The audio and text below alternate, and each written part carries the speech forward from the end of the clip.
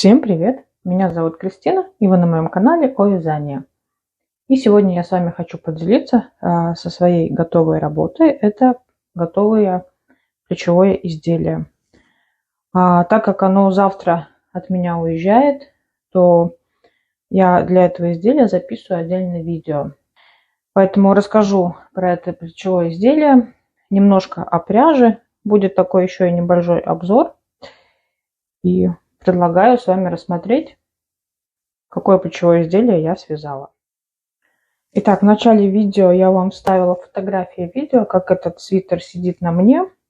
Джемпер получается паутинка, если вам видно. Вот он такой не совсем дырчатый, но дырчатый. Я вязала из такой пряжи от фирмы Drops Brushed Alpaca Silk. В составе 77% альпаки, 23% шелка. Моточки 25 грамм, длина 140 метров. И производитель рекомендует вязать на спицах 5. У меня эта пряжа была в остатках. И женщина, которая у меня его заказала, она в моем инстаграме просто видела фотографию вот этой пряжи. Это ее любимый цвет. И она мне тут же написала, что она хочет что-то легкое, тепленькое, именно из такого цвета, такое свободное и с широкими рукавами. Джемпер по конструкции очень-очень легкий. Вязала я его снизу вверх, получается до пройм. Я вязала на круговых спицах, а потом я переходила переднюю и заднюю часть, я вывязывала отдельно. Здесь идет плечевой шов, вот такой вот. Вот он, очень красивый, аккуратный. Рукава вязались тоже по кругу, на круговых спицах отдельно, и потом они тоже таким вот швом. Я их пришивала к пройме. Здесь еще дополнительно, чтобы стабилизировать эти манжеты, так как мне, если вязать манжеты только из вот этой пряжи, мне не очень понравилось. И у меня была вот такая бобинная пряжа итальянская. Здесь по составу 25% Superfine альпака, 45% меринос и 30% акрила. Метраж идет 700 метров на 100 грамм. И у меня как раз цвет совпал, видите? Они ничем не отличаются. И на манжеты я брала одну ниточку дропса и одну ниточку бобинной пряжи. И вот за это получаются такие довольно стабильные манжеты. И тут, если даже присмотреться, не так уж и видно, что получается ниточка чуть-чуть плотнее. Здесь горловина вывязывается такая, я бы ее назвала как ложная такая обвязка, так как здесь 5 петель.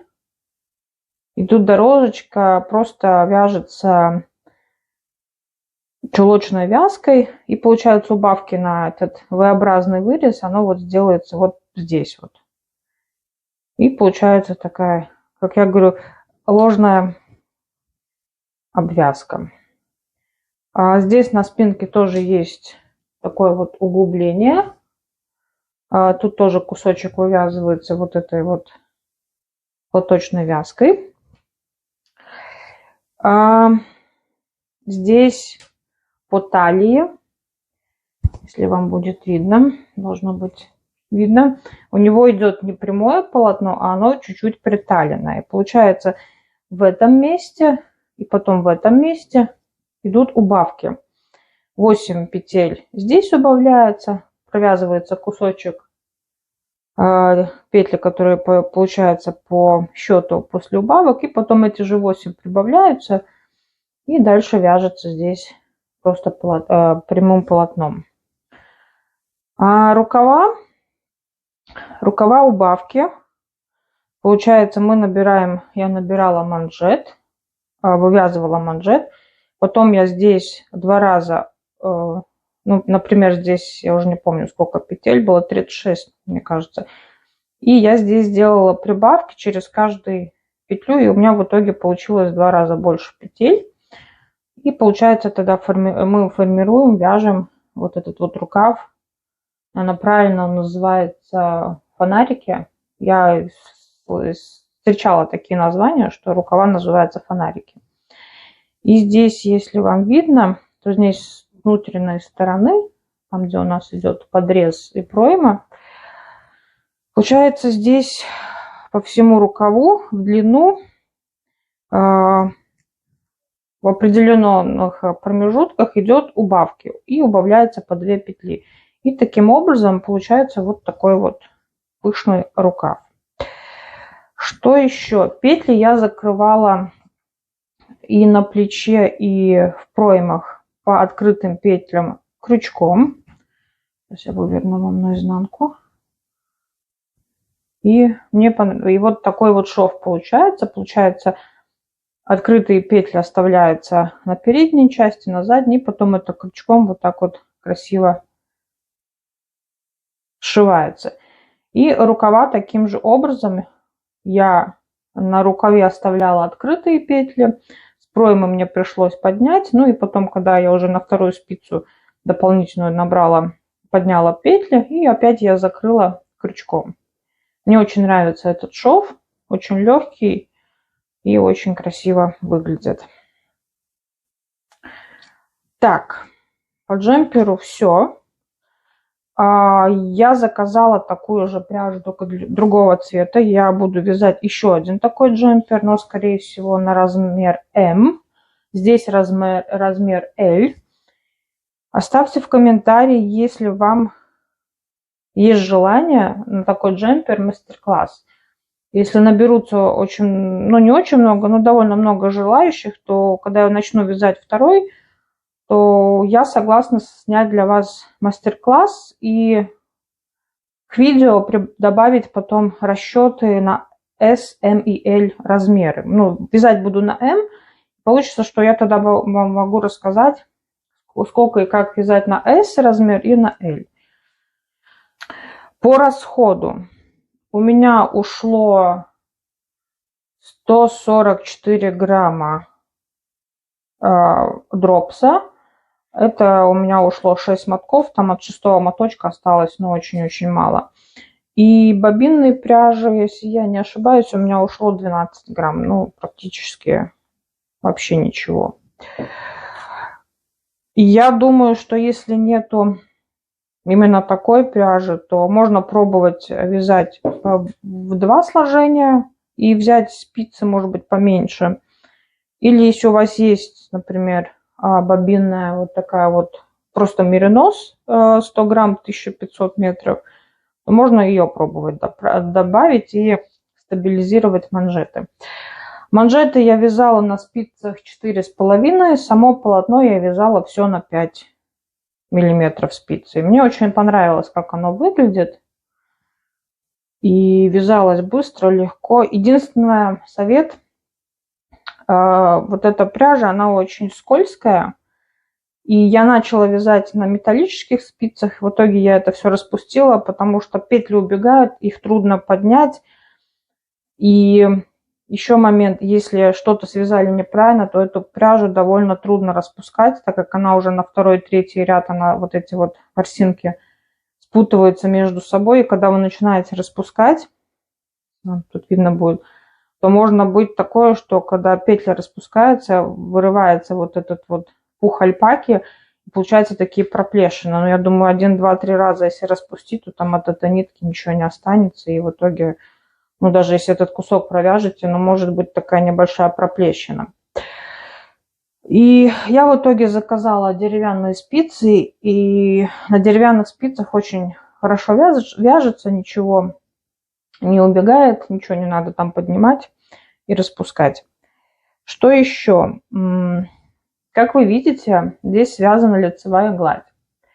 С этой пряжей, если вы очень принципиально не любите кривые петельки, то, к сожалению, с этой пряжей идеально ровные петли не связать. Потому что у самой ниточки структура такая. Да? И вот тут изнаночная сторона. И, ну, здесь и задумка такая, она и сделана для того, чтобы был вот такой вот эффект у нее. И как вы видите, ну, петельки, где-то она поменьше, где-то она кривенькая, где-то такая. Но, как я говорю, это и задумка этой пряжи, что вот она дает такой вот эффект. Что еще? А ну вот я прикрепила небольшую такую бирочку. Здесь есть обозначение, как ее стирать и как за ней ухаживать, состав. Так, давайте проверим. Он у меня прошел ВТО. Я записала замеры перед стиркой. И сейчас проверим после ВТО. Потому что мне было интересно, насколько разъедется полотно, разъедется, усядется и что вообще с ним случится. Итак, по манжетам здесь у меня было 6 сантиметров перед стиркой. И в данный момент 6 и осталось. Вообще ничего не поменялось. Так, тогда еще внизу проверим манжет. Так. Внизу манжет у меня был 5 сантиметров. 5 или 4, 4,5. Но тут чуть-чуть усел. Ну, или я уже... Нет, ну, походу я 4 или 4,5 я вязала. Ну, у меня таки получается 4,5, да. Так, что я еще замеряла? Так, вот этот вот шов, плечевой шов, перед стиркой у меня был 22 сантиметра. После ВТО 23. Значит, здесь сантиметр прибавился. Так, здесь у нас... Так, 22,5. Ну, получается, здесь полсантиметра, здесь полсантиметра. Чуть-чуть полотно расширилось. Так, пройма для горловины у меня была 14 сантиметров. И 14 у меня осталось. Так, длина рукава. Длина рукава от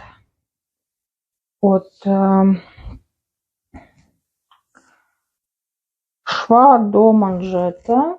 Перед стиркой у меня было 50 сантиметров. И сейчас у меня 50,5. Ну, тоже полсантиметра разъехалось чуть-чуть полотно. Вот этот второй. Сейчас мы его... Стол маленький, очень трудно разложиться. Ну. Так, тоже 50,5. Значит, рукав в длину прибавился. Так, теперь само изделие в вышину у меня было перед стиркой 56 сантиметров. И сейчас у меня 55,5. Ну вот эти полсантиметра чуть-чуть он тут уселся. Но тут, наверное, из-за того, что выровнялось этот манжет. Потому что когда перед ВТО он такой был более собранный. Так, здесь ширина между пройм перед стиркой у меня было 55 сантиметров. И сейчас главное его не растягивать.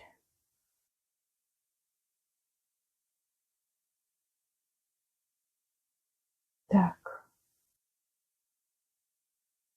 Ну, почти те же 55 и есть.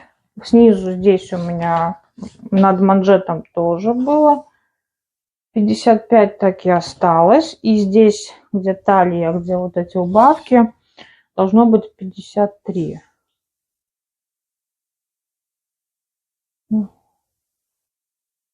Тут 50. 51, ну на 2 сантиметра. Ну так как это приталия, то я думаю, это не так существенно. Итак, значит, мой вердикт, что после стирки полотно не меняется, поэтому тут особо, ну, может быть, где-то эти полсантиметра надо учитывать. Так, результат меня устраивает. Он не очень растянулся. И женщина хотела, чтобы он не был в обтяжку. Она мне присылала, она себя мерила, там и окружность груди, и окружность талии, и бедер. Поэтому мы тут подбирали под ее параметры. Стирала я руками. Эту пряжу стирать в машинке категорически нельзя, несмотря что у вас там новая машинка, супер-трупер программы. Стирать ее только вручную, в теплой воде, ну, где-то не в холодной, не в горячей, но я стирала, у меня где-то было 30 градусов. И добавляла я средства для шерсти. И так как у нас пряжа очень пушистая, волосатая, то здесь есть один нюанс, что после стирки, после добавления этого стирательного средства, очень хорошо надо прополоскать. Если остается эта мыльная вода очень много в изделии, то вот это, ну, средство и пена, она высыхает и склеивает вот эти вот красивые, вот этот вот пушок. И тогда, ну, не очень красиво будет это выглядеть. И здесь очень главное, я, если не путаю, то где-то 4-5 раз я выливала и меняла воду, пока у меня в воде вообще не плавало вот это вот, ну, не было видно, что там осталось это средство. Стирала я, да, в теплой воде, сушила на горизонтальной поверхности. И чтобы не попортить рукава, и чтобы они были одинаковые, то я рукава выкладывала, ну, по сантиметрам выкладывала, да, потому что вы можете растянуть, можно и вот так сделать. Это, если потом все высохнет, то рукава будут разные. Я выложила оба рукава рядом, вот таким вот образом, да, отмерила, ну, собрала их, чтобы они в длину были одинаковые. И здесь по ширине я в 3 местах так прикинула и вот так вот разровняла. И, ну, и в итоге, ну, рукава у меня, слава богу, они высохли. Ну, они одинаковые, если тут, видите, посмотреть. Вот с этими рукавами очень, так как сложите изделие на сушку, так оно и высохнет. И потом может быть, что низ надо обязательно разровнять. А здесь я вот эту часть тоже выкладывала, все красиво разравнивала и сушила. Что еще об этой пряже я знаю, что она не любит, чтобы ее хранили на вешалке. Ее можно таким вот образом просто красиво сложить в шкаф. Она мало места занимает, как вы видите, она очень мягенькая. Что большой плюс у нее, вот ее вытащили через какое-то время, да, и вы видите, что там складка, там она где-то помятая. Не надо беспокоиться, просто одевайте на себя, и через минут 10-15 пряжа сама вся разровняется, и ничего с ней не надо делать. Паром утюживать, проводить паровую обработку я бы с альпакой не советовала, так как она очень хорошо себя ведет. Просто одевайте свитер. Видите, я вот сложила, вроде получается такие складки, но оно сейчас разровняется и ничего не будет. Насчет стирки я бы не советовала стирать раз в неделю или очень часто. Все-таки, так как у нас пряжа пушистая, я думаю, раз в сезон или 2 раза в сезон простирать, но так как мы одежду носим, тоже вручную, ну и потом аккуратно ее просушить, ничего с ней не станется. Ну, я думаю, частой стирки она не любит. Что еще? Что еще? Ну, так как я эту женщину хорошо знаю, она друг семьи, то потом посмотрим, она поносит, как она ведет себя в носке, так как у меня опыта еще я ни у кого возвратной связи не получала насчет закатывается, не закатывается, как она себя ведет. И еще главное при стирке, да, что когда стираете, не надо вот делать вот такие вот движения. Вы просто в тазике замочили и вот так вот ее мягенько, плавненько пожамкали. И потом выливаете, все прополаскиваете. Я потом делала так, что я брала большое-большое полотенце. Я его все вот на полотенце вот так вот красиво сложила. И получается полотенце внутри. И вот так вот я вот это все скрутила вместе с полотенцем. И потом на поверхности такими вот образом я отжала. И потом я это все размотала с полотенца и уже выкладывала на свою сушилку. Так, буду сейчас его упаковывать. Завтра этот джемпер красивый, мягенький, тепленький уезжает. Пока я его фотографировала, я одевала на себе. В тот день была довольно прохладная, ну, солнечная погода. Такой хорошенький ветер дул. Скажу честно, одевала, под низ у меня ничего не было. Было тепло. Я чувствовала, что ветер продувает, но мне не было холодно. Но мы где-то минут 10 там фотографировали. И я еще говорила, я говорю, он такой легкий, свободный, но реально в нем тепло. Альпака делает свое. Тогда я с вами сейчас прощаюсь. До следующего раза. Если понравилось видео, ставьте лайк, подписывайтесь на канал, оставляйте комментарии насчет мастер-класса.